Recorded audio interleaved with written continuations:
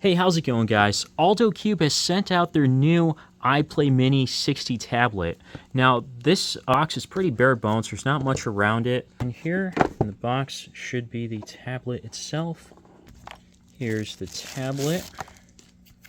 And doesn't look too thick. Decent in weight. It's not too bad, actually. Can easily hold this in one hand. Going to put this to the side for a second. We also get a power adapter, USB-A wall outlet, and a SIM pin, as well as USB-C cable, as well as the user manual or quick start guide. So the tablet comes with a screen protector pre-installed even after removing this, as you can see on the front camera.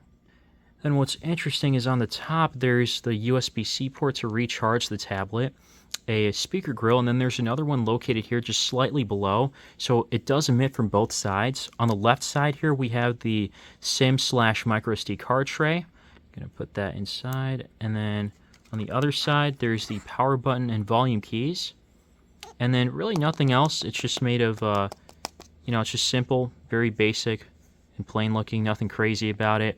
There is a flash back here as well as the camera that's slightly protruding. So here's the front-facing camera.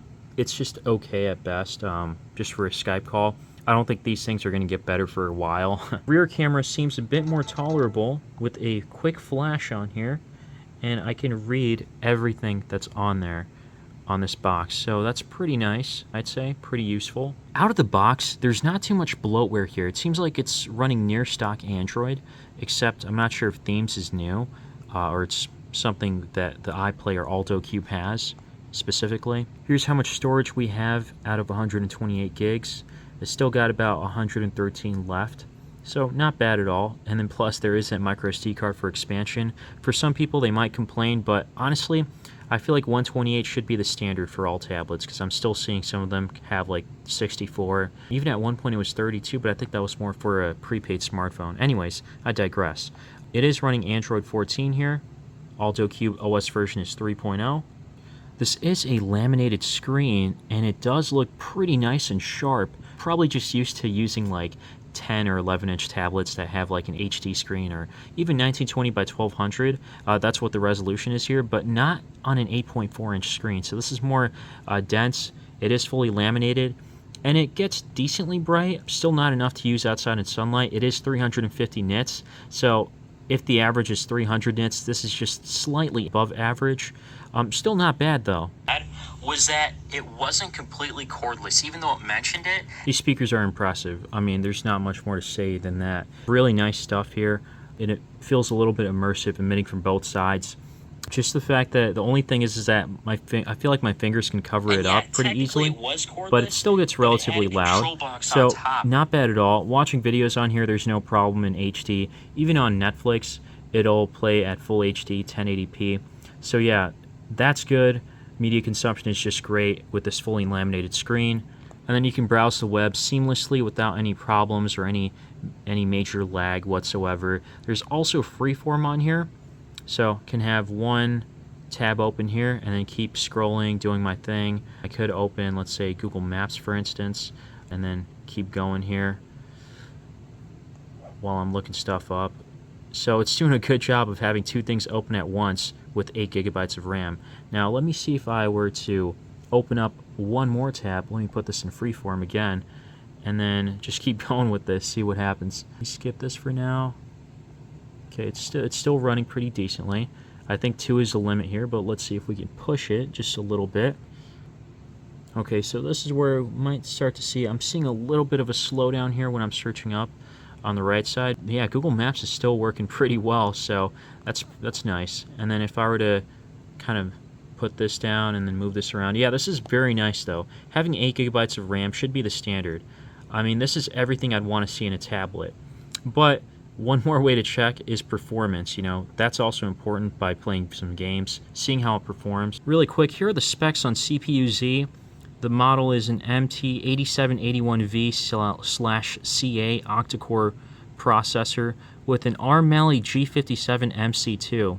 To me, that feels a little low, but I could be wrong here. I mean, again, going back to just from what I did so far, which is multitasking, it ran pretty well. Everything is buttery smooth here. First game I'm testing out on here is Genshin Impact. Now, I adjusted the settings to like high, and it seems to be doing a great job here. I've never seen Genshin Impact played at this high of a level. But the only thing to note is that not all the features have been changed for the graphics. It's like, it says it's overclocked constantly, which is not a good sign, but it says some graphic settings will only be applied after the game's restarted. So I'll try that one more time and restart it. But one other thing I wanted to mention is this was charging the whole time. I'm not charging, but it was downloading for about an hour or so. I had this on for at least half an hour, and it's only just starting to get slightly warm back here. So that means this has a great heatsink.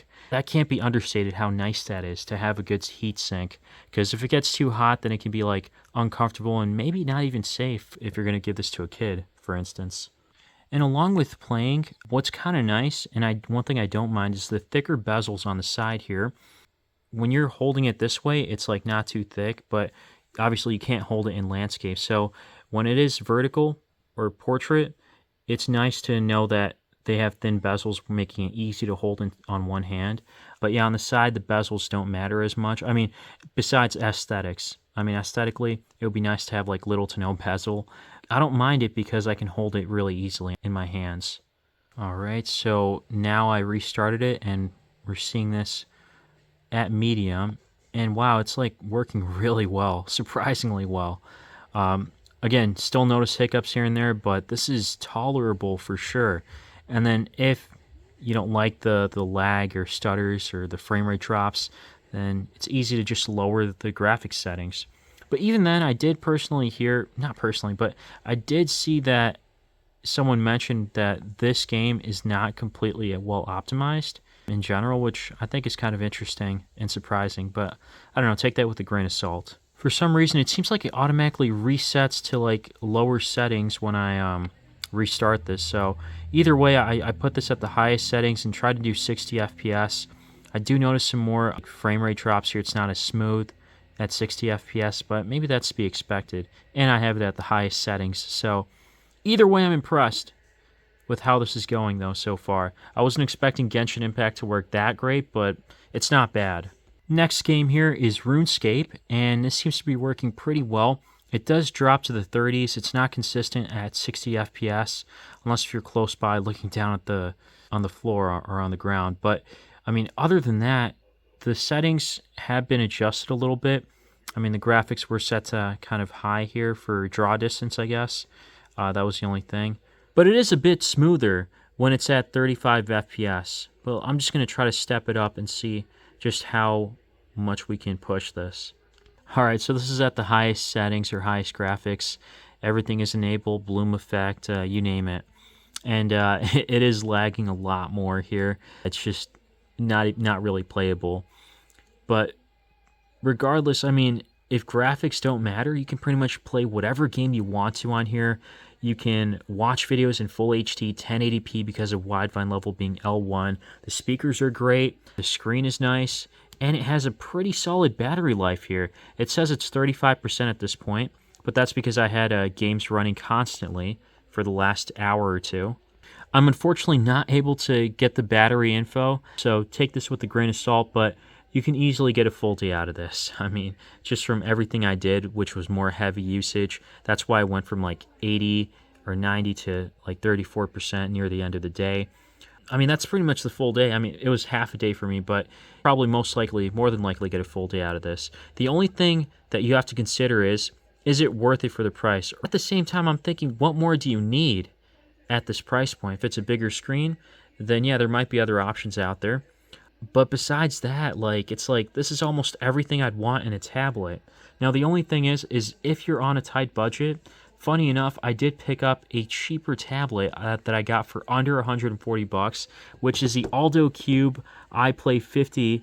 Is it the mini? I'm not sure, but it's the NFE version that I actually bought during Prime Day. So I'll have a video on this along with a little more details. So stay tuned for that. And as always, guys, thanks for watching.